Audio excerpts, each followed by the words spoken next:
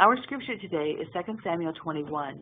Before reading this passage, I am going to remind you how the Gibeonites came to live with the Israelis more than 400 years before the events in this chapter. If you recall, Israel was possessing the Promised Land and preparing to fight the Amorites. The Gibeonites sent a delegation to the Israelis, pretending to have made a long journey from a distant place.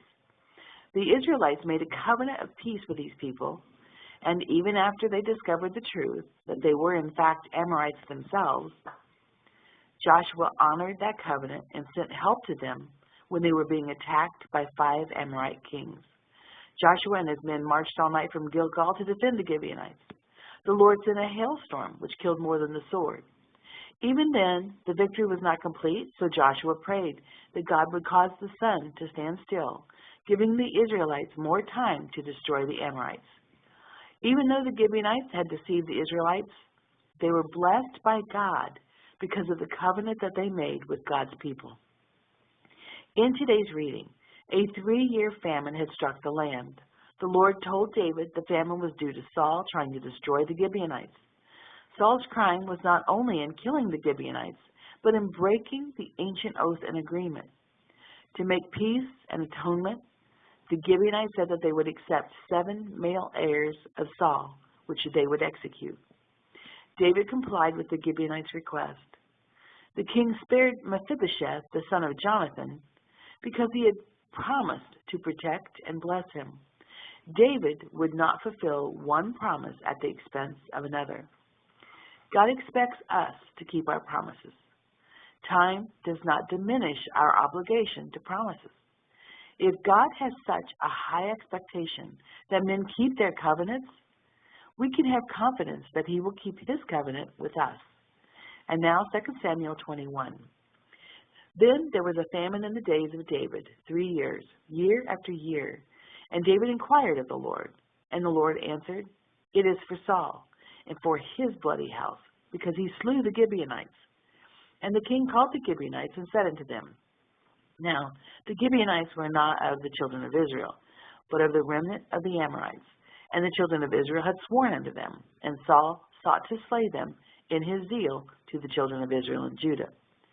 Wherefore David said unto the Gibeonites, What shall I do for you? And wherewith shall I make the atonement, that ye may bless the inheritance of the Lord?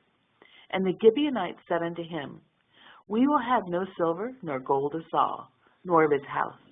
Neither for us shalt thou kill any man in Israel. And he said, What ye shall say, that will I do for you. And they answered the king, The man that consumed us, and that devised against us that we should be destroyed from remaining in any of the coasts of Israel, let 7 men of his sons be delivered unto us, and we will hang them up unto the Lord in Gibeah of Saul, whom the Lord did choose. And the king said, I will give them. But the king spared Mephibosheth, the son of Jonathan, the son of Saul, because of the Lord's oath that was between them, between David and Jonathan, the son of Saul. But the king took the 2 sons of Rizpah, the daughter of Aiah, whom she bare unto Saul, Armoni and Mephibosheth, and the 5 sons of Michal, the daughter of Saul, whom she brought up for Adriel, the son of Barzillai, the Maholathite. And he delivered them into the hands of the Gibeonites, and they hanged them in the hill before the Lord. And they fell, all 7 together, and were put to death in the days of the harvest, in the first days, in the beginning of barley harvest. And Rizpah, the daughter of Aiah, took sackcloth, and spread it for her upon the rock, from the beginning of harvest until water dropped upon them out of heaven, and suffered neither the birds of the air to rest on them by day, nor the beasts of the field by night. And it was told David what Rizpah the daughter of Aiah, the concubine of Saul, had done. And David went and took the bones of Saul and the bones of Jonathan his son from the men of Jabesh Gilead, which had stolen them from the street of Bethshan, where the Philistines had hanged them, when the Philistines had slain Saul in Gilboa. And he brought up from thence the bones of Saul and the bones of Jonathan his son, And they gathered the bones of them that were hanged, and the bones of Saul and Jonathan his son, buried they in the country of Benjamin of Zelah, in the sepulchre of Kish his father, and they performed all that the king commanded. And after that God was entreated for the land.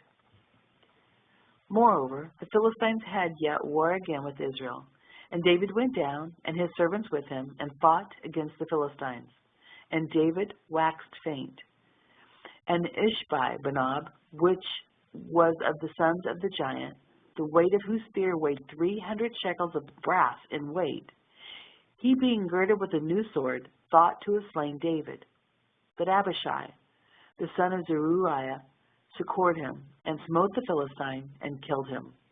Then the men of David sware unto him, saying, Thou shalt go no more out with us to battle, that thou quench not the light of Israel. And it came to pass after this, that there was again a battle with the Philistines at Gob.